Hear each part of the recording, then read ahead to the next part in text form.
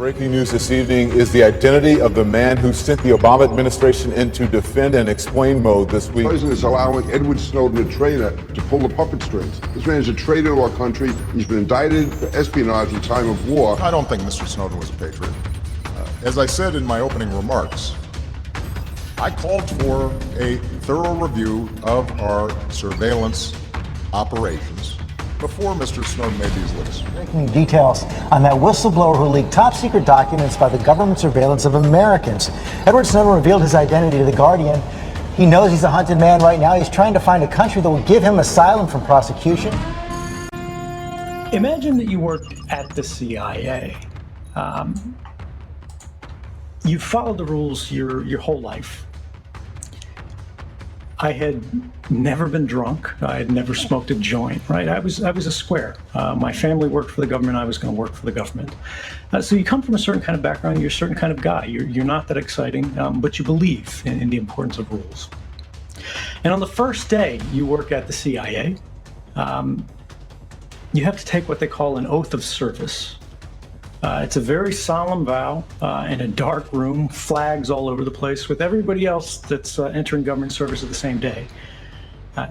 And here you have to swear an oath to support and defend not the agency, not a secret, not even a president, but the Constitution of your country against all enemies, foreign and domestic.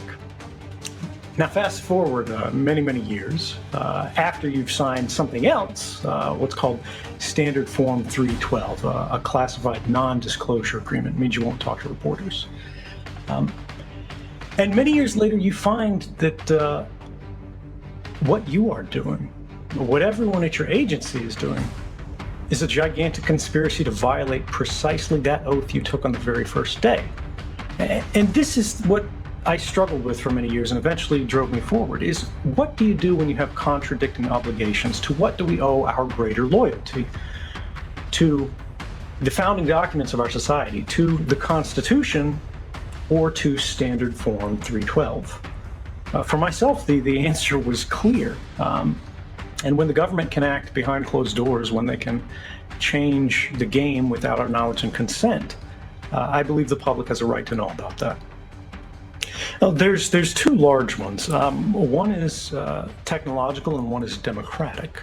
When we talk about technology, the primary distinction, the thing that drove me forward, the thing that chilled me, is that intelligence collection and surveillance more broadly was happening in an entirely different way.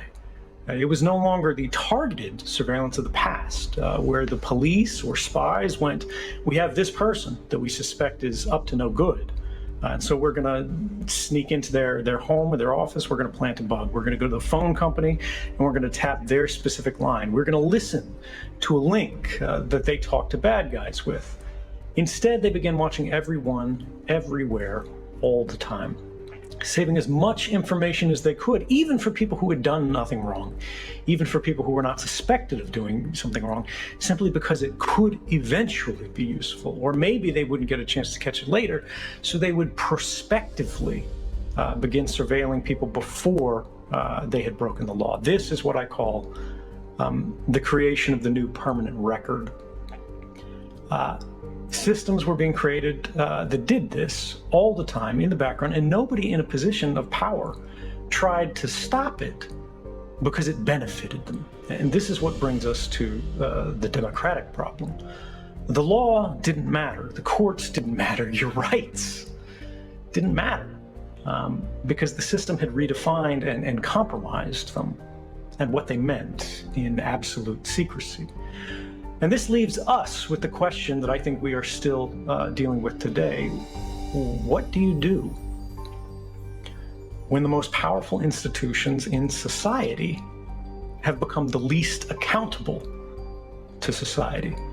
And I think that's the question that our generation exists to answer.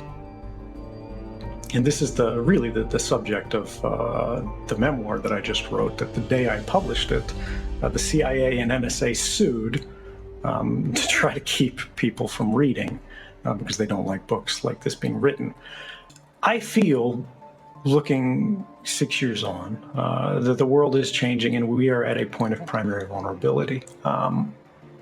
But I think as much as we see the anger rising, as much as I think we see awareness of problems beginning to develop, people are quite frequently mad at the right people for the wrong reasons, as they see this increasing predation on all of us publicly through these systems, whether we're talking governmental or corporate.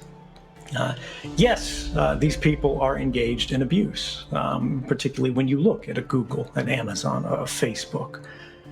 But their business model is abuse. And yet every bit of it, they argue, is legal.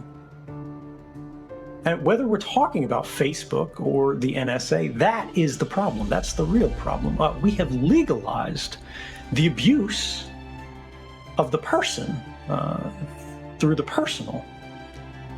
We have entrenched a system that makes the population vulnerable for the benefit of the privileged. I think what we saw for each of those companies in their own ways, I don't think it was a collaborated decision across the industry, was an entrance into a Faustian bargain. They had made the deal with the devil, as it were, where they went in this way, in this particular circumstance, and we are going to construct a data sharing method for us to go beyond what the law requires to do this government a favor, because we believe this government is a positive force for the world.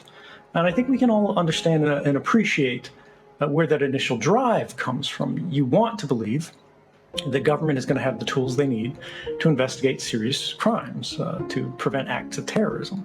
But when we look at what these programs actually were used for, and what the results of them were over many, many years, we saw that tools that had been intended to protect the public had been in many ways used to attack the public. But the government's not going to tell these companies why, in many cases, they need this information. They're simply going to try to create those methods of exchange, those systems of information sharing, as they call it. And ultimately, what they're doing is they're deputizing these companies to act in what are increasingly quasi-governmental roles, deciding what can and cannot be said on the internet, deciding what can and cannot be shared, and ultimately turning over perfect records of private lives on demand to institutions that are no longer meaningfully accountable to the public at large. Technology is largely value neutral. It is an amplification of individual power. But what is an institution than the accumulation of individual power put toward a single purpose?